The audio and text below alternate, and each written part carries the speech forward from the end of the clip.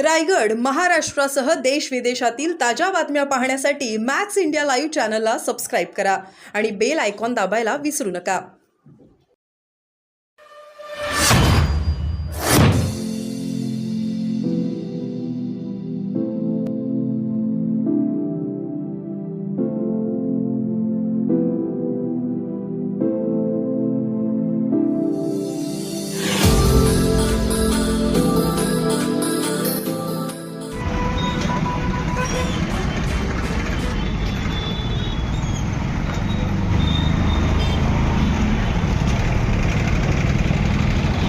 भारतीय संविधान जिंदाबाद. जय जय जय जय जय भीम. जय भीम जय भीम. जय जय जय जय जय भीम. जय भीम जय भीम. जिंदाबाद जिंदाबाद. भारतीय संविधान जिंदाबाद. भारतीय संविधानाचा विजय असो. भारतीय संविधानाचा विजय असो. विजय असो. भारतीय संविधानाचा विजय असो. जिंदाबाद जिंदाबाद. भारतीय संविधान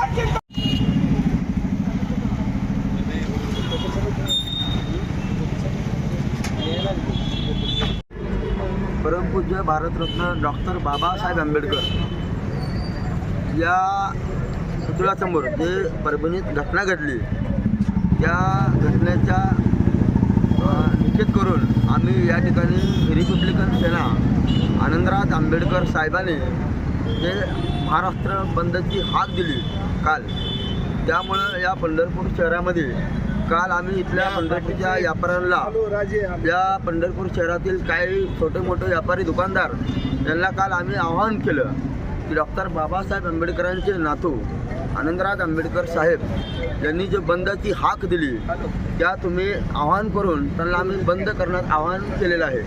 परंतु कालची जी घटना घडलेली आहे, जो वक्ते भीमसैनिक जो सोमनाथ सुर्वेंचे जो एक भीमसैनिक जो वकिलीची परीक्षा देत असताना आणि अतिशय हुशार असताना त्याचा घातपात केलेला आहे. ज्या पोलिसांनी ज्या अधिकाऱ्यांनी जाणून त्या कार्यकर्त्याला त्या भीमसैनिकाला जे मारण्यात आलेलं आहे त्यानुसार त्यांच्यावर 302चे कलम लागावा आणि परभणीत घडलेल्या घटना अतिशय दुर्दैव आहेत.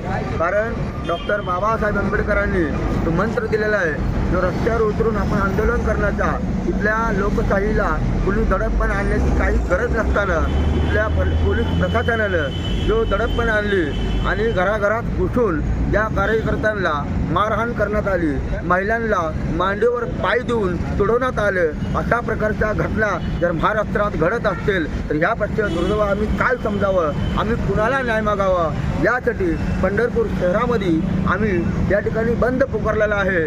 आणि येणाऱ्या आनंदराज आंबेडकर साहेबांनी आम्हाला सांकेतिक ही बंद पुकारायला लावलेला आहे. त्यामुळं आम्ही हे सगळं आंदोलन सांकेतिक पार पाडणार आहे. परंतु तिथल्या पोलिसांनी जे गुंडगिरी केलेलं आहे ते परभणी जिल्ह्यामध्ये तिथल्या कार्यकर्त्यांना मारहाण केलेली आहे. अतिशय आम्हाला या घटनेचा वाईट वाटतंय.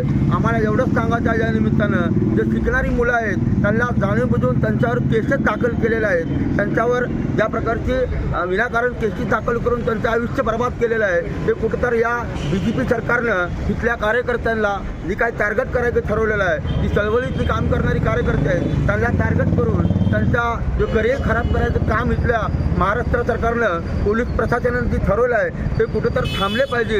या निमित्तानं आम्ही पंढरपूर शहरामध्ये जो बंद पुकारलेला आहे तो बंदच आहे. आज पंढरपूरमध्ये बऱ्याच ठिकाणी कार्यकर्त्यांनी आम्हाला प्रतिसाद दिलेला आहे. त्यांनीसुद्धा बंदचं आव्हान दिल्यानंतर त्यांनीसुद्धा चांगल्याच प्रकारे दुकाने वगैरे सगळं बंद करून ठेवलेलं आहे. त्यामुळे मी इथल्या व्यापाऱ्यांचं सुद्धा मनापासून धन्यवाद मानतो. आणि उद्या जे काय आनंदराज आंबेडकर साहेब राजगृहाचा जो आदेश येईल त्या आदेशाप्रमाणे आम्ही पुढील वाटचालीची दिशेने जाऊ, एवढंच या ठिकाणी आपल्या माध्यमातून सांगत आहे. जय भीम.